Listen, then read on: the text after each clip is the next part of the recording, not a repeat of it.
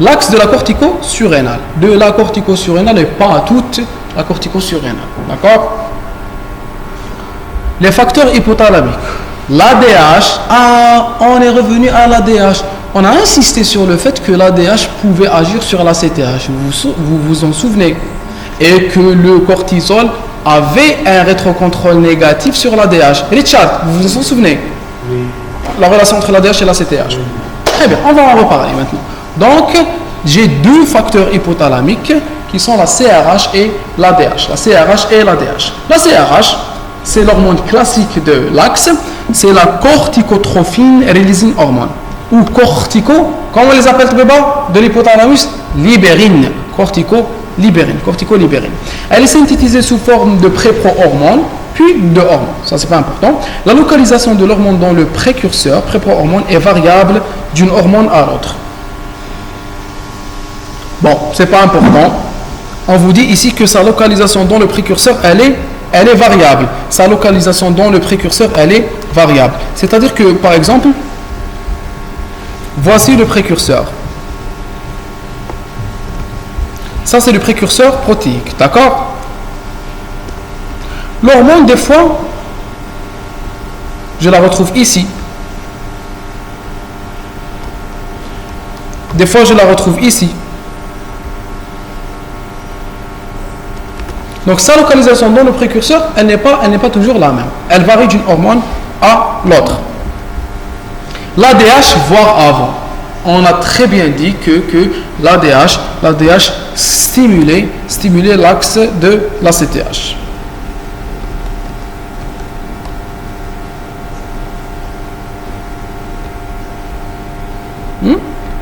Regardez ici.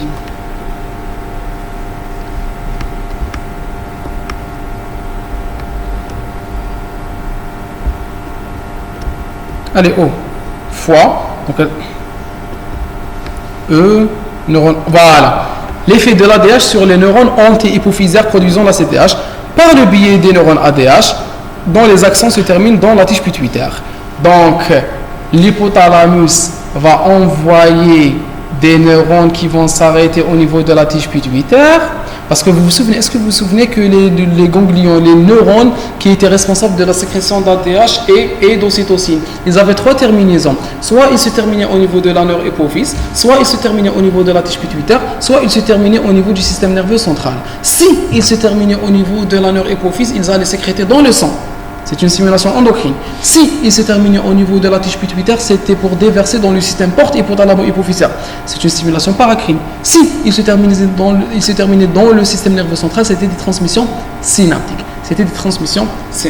D'accord? Donc ici, les neurones anti-hypophysaires produisant la CTH, par le biais des neurones à ADH, dont les accents se terminent dans la tige pituitaire.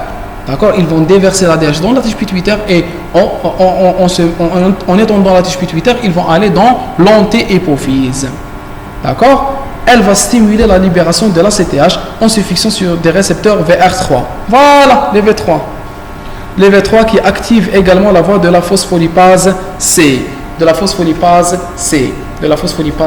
Donc, Zahar, on a de la chance, on est très chanceux, on a rencontré les récepteurs V3R. On a rencontré les récepteurs V3R qui sont des récepteurs de l'ADH présents dans les cellules ACTH. Qui sont des récepteurs de l'ADH présents dans les cellules ACTH. Donc les neurones ACTH ont des récepteurs VA3. Les neurones ACTH ont des récepteurs ADH V3R. Très bien. C'est magnifique.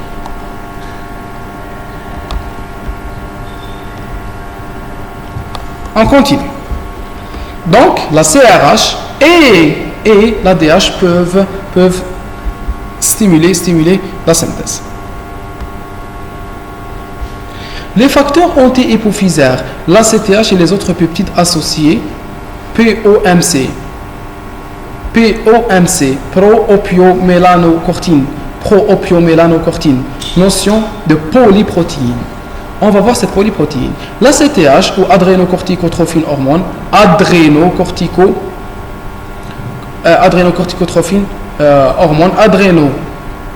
Maintenant je parle de la surrénale, d'accord? Adréno. Cortico, c'est le cortex, maintenant c'est la cortico-surrénale, d'accord? trophine hormone, c'est une hormone trophique de la cortico-surrénale. D'accord? C'est la corticostimuline. C'est une hormone qui va stimuler la surrénale, qui va stimuler plus précisément la cortico-surrénale. Vous êtes devenu invisible. Très bien. Elle est produite par des neurones qui sont dites corticotropes, qui représentent 15 à 20% des neurones anti-hypophysaires. S'il vous plaît, vous apprenez les proportions. Quels sont les neurones les plus présents? Très bien, tu as la GH. Il représente 50%, 40 à 50%. Très bien. Donc, c'est quoi le pro-opiomédanocortine? C'est un seul précurseur qui va me donner plusieurs protéines. Regardez. Donc, ça, c'est le pro-opiomédanocortine. Il est responsable de la sécrétion du gamma-LPH, de la bêta-endorphine, d'accord, du bêta-MSH, du CLIP, d'accord, du MSH. Bon, le CLIP et le alpha-MSH, je les obtiens de la CTH et du gamma-MSH. Donc, il peut me donner le gamma-MSH, la CTH, le gamma-LPH, la bêta-endorphine. Vous les apprenez. Il peut me donner le gamma-MSH, la CTH, le gamma-LPH, le bêta-endorphine. La CTH, je peux le diviser en alpha-MSH et en CLIP. Le gamma-LPH, je peux aussi en tirer du bêta. Oui, c'est important. C'est important. Je vais vous dire pourquoi. Surtout cette partie-là. Elle va vous aider dans les hormones stéroïdiennes. Et je vais vous dire quel nom j'étais en train d'essayer de m'en rappeler. Donc la CTH, s'il vous plaît, vous vous concentrez. La CTH peut donner le CLIP et le alpha-MSH. La CTH peut donner le CLIP et le alpha-MSH. La CTH peut être dégradée en CLIP et alpha-MSH. D'accord? La CTH peut être dégradée en CLIP et alpha-MSH. Donc, si j'ai une accumulation de la CTH, je vais dégrader la CTH pour avoir du CLIP et du alpha-MSH.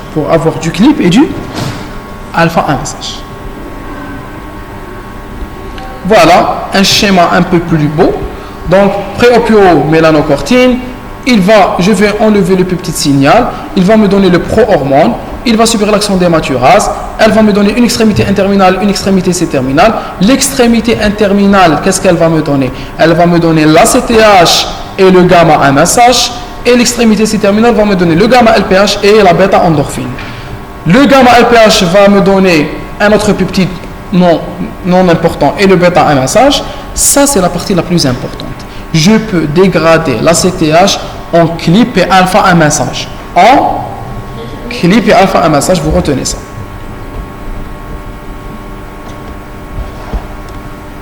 Très bien. Ils vont nous montrer un peu les fonctions des différentes hormones. Donc, à partir d'un même précurseur, j'ai pu avoir plusieurs hormones qui sont comme suit. L'endorphine diminue la sensation de douleur. L'endorphine, c'est l'équivalent physiologique de la morphine. Donc vous pouvez synthétiser de la morphine. Ça a de très très petites quantités. D'accord? L'endorphine. Donc l'endorphine, ça... Quand est-ce qu'on a mal aux dents? Les rages de dents, elles apparaissent d'habitude quand? Oui, en cas de carie, je veux dire dans le nictémère. La nuit. C'est la nuit, c'est au cours de la nuit que les rages de dents deviennent plus importantes. Ça, c'est parce qu'il y a une diminution de la sécrétion d'endorphine. D'accord? Donc, l'endorphine. Voilà. Donc les douleurs, elles apparaissent surtout la nuit à cause de ça.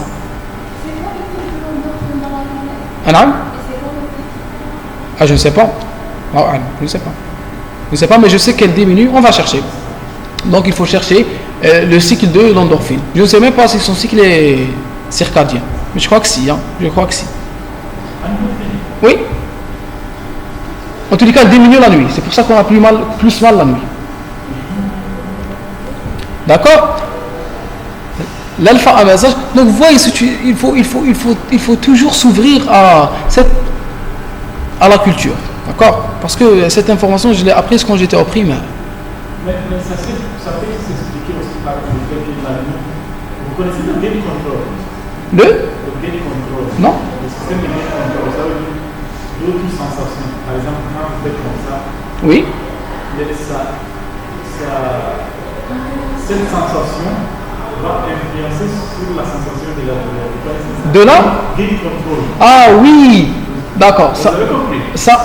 Oui, je suis d'accord. C'est-à-dire que le système nerveux central, comme étant un modulateur de différentes sensations, il vous dit que votre camarade, il vous dit, oui, ça c'est très juste aussi, qu'au cours de la journée, nous sommes en interaction. Donc nous voyons, nous regardons, nous nous concentrons.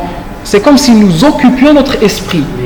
Donc au cours de la nuit, nous allons diminuer les stimuli. Il n'y a plus de lumière, il n'y a plus de réflexion, il n'y a plus de concentration. Donc il va se focaliser, oui, le système nerveux va se focaliser sur les stimuli qui restent. Et c'est quoi les stimuli qui persistent? C'est la douleur. Donc nous aurons plus mal. Oui, je suis très d'accord. Très bien. L'alpha-amassage, elle est très importante. Est une hormone qui agit sur les mélanocytes. Sur quoi? Sur les mélanocytes en stimulant la diffusion des grains de mélanine qui entourent le noyau vers le cytoplasme, donc le cytoplasme dense. En l'absence d'alpha-amassage, les grains entourant le noyau, le cytoplasme est clair. Donc, soit ça c'est une cellule, ça c'est le noyau.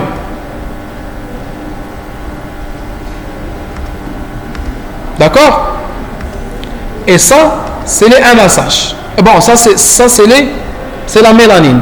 Quand il n'y a pas de amassage, regardez la mélanine, elle se trouve où? Elle entoure le noyau, comme ça.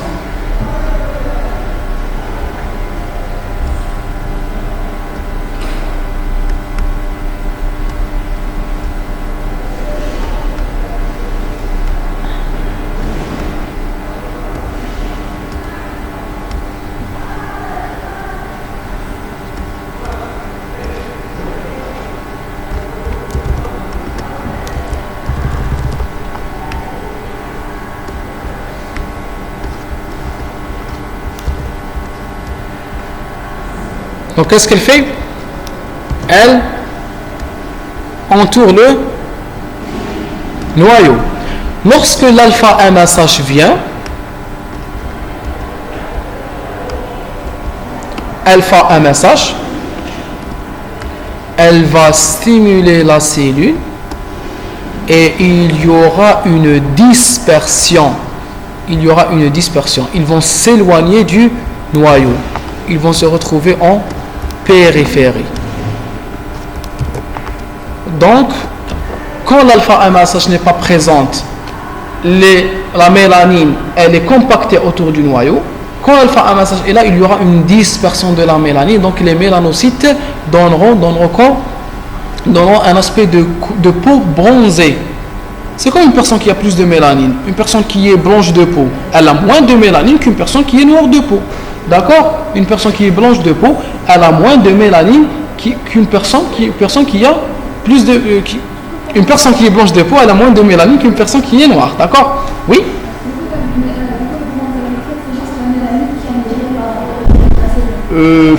Pas seulement.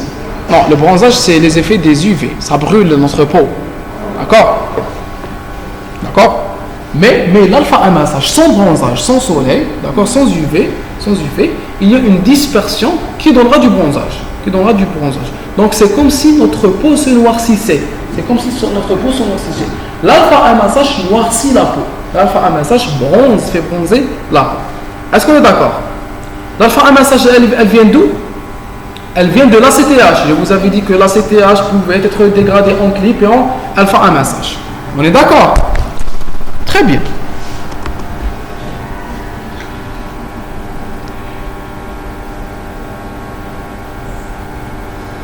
La MCH est une hormone qui a l'effet opposé de la MSH. C'est pas important. Donc la MCH, qu'est-ce qu'elle fait? Elle rend la mélanocyte comme elle stimule le mélanocyte pour qu'il retienne autour du noyau sa mélanine. Donc la MCH condense la mélanine autour du noyau et la alpha-MSH disperse la mélanine dans le cytoplasme. C'est la alpha-MSH qui donne l'aspect bronzé. Remarque que certains animaux sont capables de changer de couleur en utilisant alpha-MSH et MCH. Donc certains animaux peuvent changer de couleur en stimulant l'alpha-MSH, MCH. Alpha-MSH, MCH. Comme le lézard, très bien, le caméléon. Le précurseur de l'ACTH, appelé proopiomelanocortine, est une polyprotéine. D'accord? Il donne naissance à plusieurs protéines. Ce précurseur est synthétisé dans le lobe antérieur et intermédiaire de l'hypophyse. D'accord? Là, on se concentre sur l'antérieur parce que nous n'avons pas d'hypophyse intermédiaire. Dans l'anti-hypophyse, il y a beaucoup d'ACTH, mais peu d'AMSH et de CLIP. Le contraire du lobe intermédiaire, la quantité des maturases n'est pas la même dans ces deux lobes. D'accord? Donc dans le alpha, dans l'anti-hypophyse, il y a plus d'ACTH que de CLIP et de alpha-MSH. Donc il n'est pas très dégradé. L'ACTH n'est pas dégradé. Il est dégradé en toute petite quantité. Le principe du devenir différentiel. Le devenir de la polyprotéine est différentiel. Il varie selon le type cellulaire. Donc chaque cellule, comment elle va en faire. Le devenir de la PAMC dans le lobe intermédiaire est différent de celui de l'anti-hypophyse. Dans l'anti-hypophyse, l'ACTH en grande partie ne subit pas de maturation en alpha-MSH et en CLIP. Donc on trouve une grande quantité d'ACTH et des petites quantités d'alpha-MSH et de CLIP. C'est ce qu'on vient de dire. Alors que dans le lobe intermédiaire, une grande partie d'ACTH est transformée en alpha-MSH et en CLIP, ACTH en petite quantité, alpha-MSH et CLIP en grande quantité. Ceci est causé par la différence de quantité de maturase. D'accord? Donc, plus il y a de maturase 6, plus je dégrade l'ACTH. Dans le lobe antérieur, dans l'anti-hypophyse, dans le lobe antérieur, il y a peu de MSH. Et il y a peu de maturase. Donc il y a peu de alpha-MSH. C'est clair? Est-ce que vous avez compris? Très bien. Remarque. Lors d'une hyperactivité de l'axe, excès de production d'ACTH, alpha-MSH augmente, quantité non négligeable. Alpha-MSH va agir sur les mélanocytes. Je vais avoir une mélanodermie. C'est l'assombrissement de la peau. Donc l'assombrissement de la peau ou mélanodermie, il a lieu dans quel cas? En cas d'augmentation de l'ACTH. Cette hyperactivité peut être due à des tumeurs anti-hypophysaires hypersécrétantes en ACTH. C'est l'hypercorticisme. Je ne sais pas s'il faut parler. Je termine avec le cortisol, je vous parle de ce que je veux vous parler. Donc, je peux avoir, j'ai dit que l'ACTH était sécrétée par l'anti-hypophyse. Cette ACTH, elle pouvait soit être dégradée en alpha-MSH et en CLIP, soit être laissée en ACTH. Si on la laisse sous forme d'ACTH, et je la sécrète sous forme d'ACTH, elle va agir, elle va être sécrétée, elle va stimuler la synthèse du cortisol.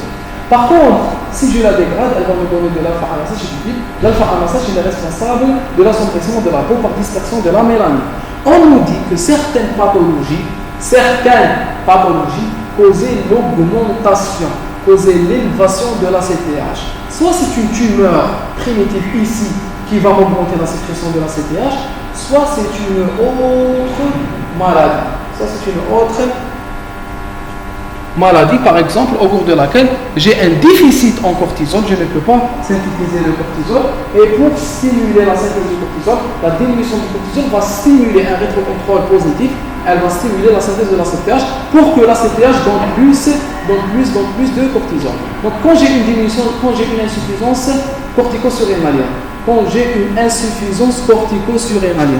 j'ai une insuffisance cortico-surrénalienne, j'ai du cortisol qui ne peut pas être synthétisé par la cortico-surrénale. Donc qu'est-ce qu'il va faire? La cortico-surrénalienne, elle va activer elle va activer la CTH pour que la CTH l'active. Donc j'ai du cortisol qui est bas et de la CTH qui est élevé. Pourquoi la CTH il est élevé? La CTH est élevée parce qu'il veut stimuler la synthèse du cortisol. Donc je vais retrouver un taux de cortisol qui est bas et un taux de CTH qui est élevé. Est-ce qu'on est d'accord? Est-ce qu'on est d'accord? Je peux avoir un taux d'ACTH élevé à cause d'une tumeur anti-hypophysaire, comme je peux avoir un taux d'ACTH élevé à cause d'un hypocorticisme primaire. L'hypocorticisme primaire. L'hypocorticisme primaire. L'hypocorticisme primaire. Donc une incapacité de synthétiser le cortisol par, pas à cause d'une diminution de la CTH, à cause d'une diminution de la fonction cortico-surrénalienne. C'est la cortico-surrénale qui ne peut pas travailler. C'est un hypocorticisme primaire. On appelle ça la maladie? Non, l'hypocorticisme, comment on l'appelle? Oui, excellent. C'est la maladie d'Addison. C'est la maladie d'Addison. C'est la maladie d'Addison. Donc c'est quoi la maladie d'Addison en fait? La maladie d'Addison, c'est quoi? C'est un hypocorticisme primaire. Quand je dis primaire, je vous avais dit hier, quand je dis primaire, c'est-à-dire que c'est la glande qui sécrète l'hormone qui est atteinte. Un hypocorticisme primaire, c'est-à-dire que c'est la glande qui sécrète le cortisol qui est atteinte. C'est quoi la glande qui sécrète le cortisol? C'est la cortico-surrénale, dans sa couche fasciculée. D'accord? Donc quand c'est la couche, quand c'est la cortico-surrénale qui est atteinte, c'est un hypocorticisme primaire. Et il est périphérique. Primaire, périphérique. D'accord? Et quand c'est par exemple l'ACTH qui n'est pas sécrété assez, c'est un hypocorticisme secondaire, parce que ce n'est pas la glande qui sécrète qui est atteinte, c'est une autre glande qui est censée la stimuler. Donc hypocorticisme secondaire, c'est l'hypocorticisme central. Central, excellent, central. Donc en cas d'hypocorticisme central, qu'est-ce que j'ai? J'ai une diminution de la CTH ou du CRH, c'est pas important, on va pas entrer dans ces détails, soit une diminution du vous allez les voir, le flux court à les hormones stéroïdiennes, soit une diminution de la CTH, d'accord, soit une diminution du CRH. Donc j'ai une diminution de la CTH et une diminution du cortisol. Ça, c'est le secondaire. Dans le primaire, j'ai une diminution du cortisol et la CTH, il est comment? Très bien, il est élevé. La CTH essaye de stimuler le cortisol. Donc j'ai ici j'ai la cortico-surrénale. Ici j'ai la cortico-surrénale. C'est ça la cortico-surrénale. Et ça c'est l'antéhypophyse. D'accord? L'antéhypophyse donne de l'ACTH. L'ACTH va, on dirait une glace au chocolat. Ça fond. D'accord? Donc l'ACTH va stimuler la synthèse du cortisol. Va stimuler la synthèse du cortisol. D'accord? Oui? Va stimuler la synthèse du cortisol. Donc si j'ai un hypocortisisme secondaire, c'est-à-dire que l'ACTH va baisser et en baissant, il va baisser le cortisol. L'anomalie est ici. Par contre, si c'est un hypocorticisme secondaire, si c'est un hypocorticisme primaire, c'est la cortico-surrénale qui est atteinte et donc c'est cette glande qui n'arrive pas à fonctionner et donc il y aura une diminution du cortisol. Cette diminution du cortisol va stimuler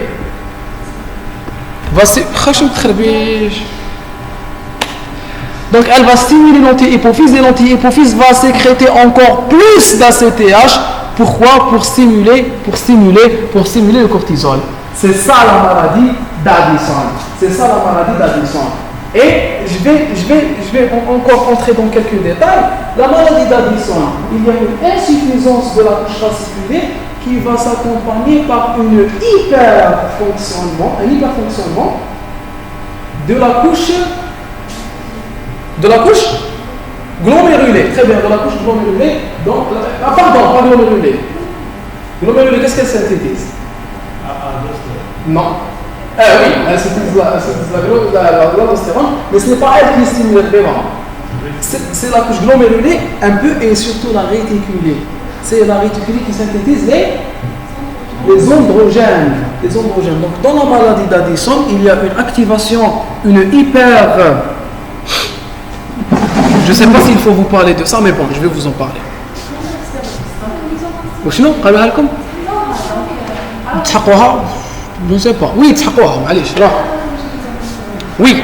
Donc il y a une... non, vous allez comprendre.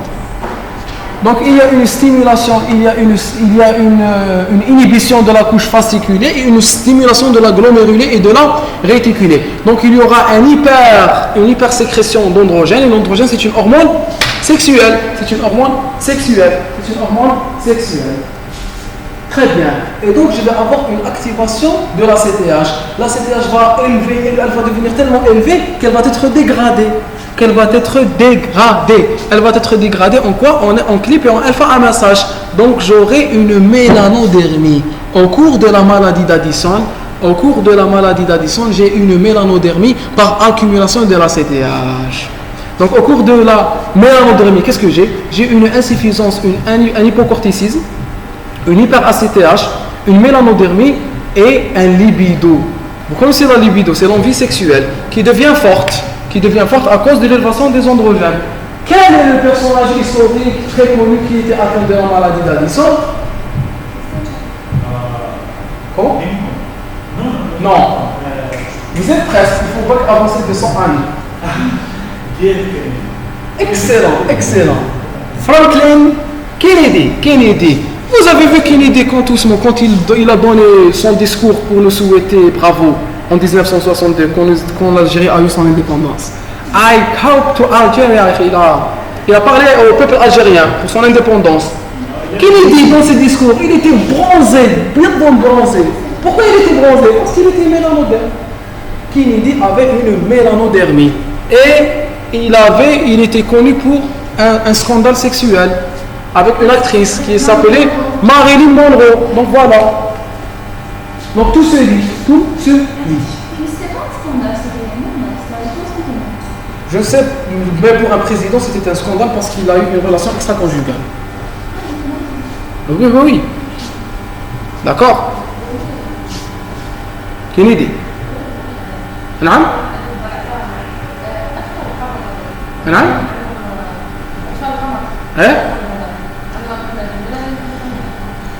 أطفال القمر. C'est quoi أطفال القمر؟ non, c'est la vie.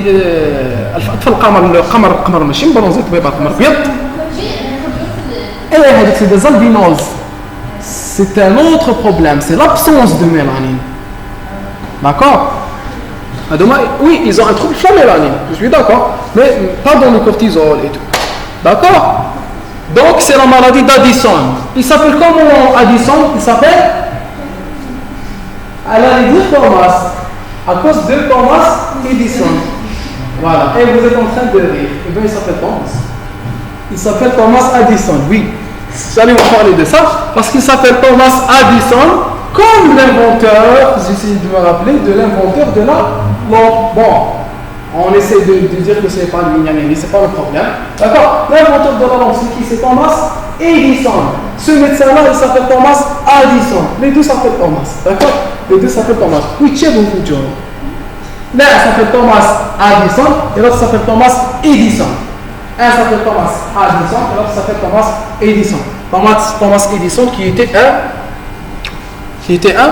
L'histoire n'aime pas beaucoup Thomas Edison. Non? L'histoire n'aime pas beaucoup Thomas Edison. C'est vrai qu'il était sorti de l'école jeune. Il a eu l'essentiel. Il a eu un très bon parcours, mais c'était aussi un bourgeois. C'était le directeur général de General Electric. Vous connaissez General Electric? C'est une multinationale très connue aujourd'hui. D'accord? C'est une multinationale qui est le premier mondial dans l'industrie électrique. Voilà, un leader international dans l'industrie électrique. Elle a été fondée par Thomas Edison. Et Thomas Edison avait eu des conflits avec un jeune autre homme qui a plus de mérite scientifique que lui. C'est le fameux Tesla. C'est Tesla. D'accord? Tesla, il avait émis plus de travaux, plus de découvertes que M. Edison. Mais l'histoire, elle est faite comme ça. Tout le monde connaît Edison, mais pas beaucoup de gens connaissent Tesla. Vous connaissez Elon Musk? Non? Celui qui a envoyé une fusée récemment, celui qui est en train de faire le métro le plus rapide au monde en France, c'est un métro à vide. Le métro à vide, je connais, mais c'est le responsable du projet. Oui, c'est lui qui. C'est quoi sa relation? C'est pas la marque des voitures Tesla. Vous connaissez pas? Si, je sais que le CEO. le CEO, oui. Vous connaissez pas Elon Musk? Voilà, je ne le connais pas. C'est le directeur. C'est bon, directeur général. CEO, c'est le président directeur général. Oui, donc il a parlé du mérite choisi. Il a choisi le nom de la marque de voiture, c'est Tesla. Ah, alors pour donner du mérite à aussi Tesla. Très bien. Il s'appelle comment? Elon Musk. Oui, Elon Musk. Très bien. Elon. Ah. Elon Musk. Merci pour l'information. C'est très grave comme accusation, donc on... Oui, d'ailleurs, il y a une blague, ils ont dit si quelqu'un vote la Tesla, est-ce que ça devient une discussion? Oui, voilà. Donc, nous n'accusons plus personne, mais il faut donner du mérite aux gens. Donc, maladie d'Addison. Maladie d'Addison. Le facteur cortico-surrénalien, il s'appelle comment le père de Cléopâtre? Marc-Antoine. Pas Cléopâtre 4, sa fille. بنتها اللي مدفونة في بلادكم. Cléopâtre c'est l'aîné. Sélénée, c'est un nom d'une déesse grecque.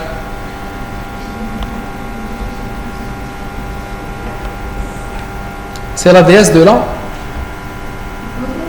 Non, de la lune. Bon, de la beauté peut-être. De la lune. Et c'est pour cela qu'il y a une maladie qu'on appelle la maladie de la déesse Sélène. C'est quelle maladie? Allez, les chats. De la déesse Sélène. De la déesse. L'épilepsie. L'épilepsie, les anciens l'appelaient la maladie de la déesse Sélène parce qu'ils regardaient de la lumière, le scotum scintillant. D'accord?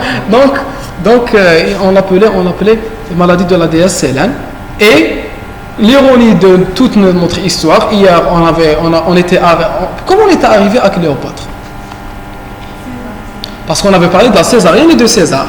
Et bien César, il était épileptique. D'accord? César était épileptique. Miskin. Non, c'est pas suicidant, tu es miskin. Non, je parle de Cléopâtre. Oui, je crois qu'elle s'est suicidée, oui, avec Marc-Antoine, oui.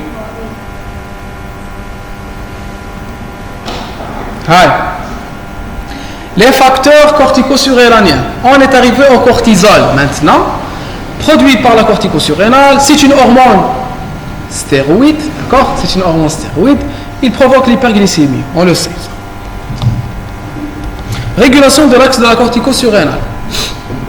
L'hypothalamus intervient par ses neurones pour la production de l'ADH et de la CRH, d'accord? Stimulatrice, les deux stimulent, CRH et ADH stimulent l'anti-hypophyse.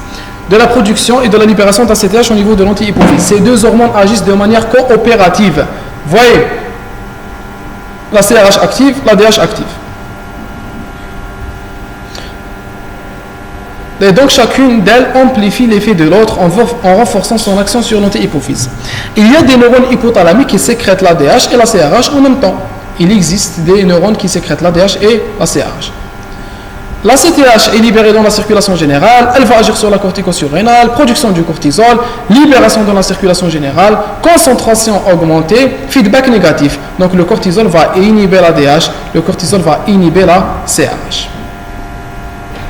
Cet axe est également régulé par les éléments extérieurs. Certains neurotransmetteurs qui peuvent inhiber comme la noradrénaline, le GABA, les corticostatines, TGF-bêta qui est un facteur immunitaire, des activateurs comme la sérotonine. Le stress est un activateur très puissant. Vous voyez, le stress active l'axe cortico-surrénalien. L'hypoglycémie, pourquoi? Parce que l'hypoglycémie stimule le corticisme, l'hypercorticisme. Le jeûne stimule l'axe via le cortisol. Les opioïdes sont aussi des stimulateurs. Donc vous les apprenez, bon, pas tout, vous apprenez les grandes parties et les parties les plus claires. Qui met l'hypoglycémie, c'est clair que l'hypoglycémie, elle va provoquer un hypercorticisme. D'accord? Voilà, on a terminé avec le troisième axe. On va voir l'axe de la thyroïde maintenant.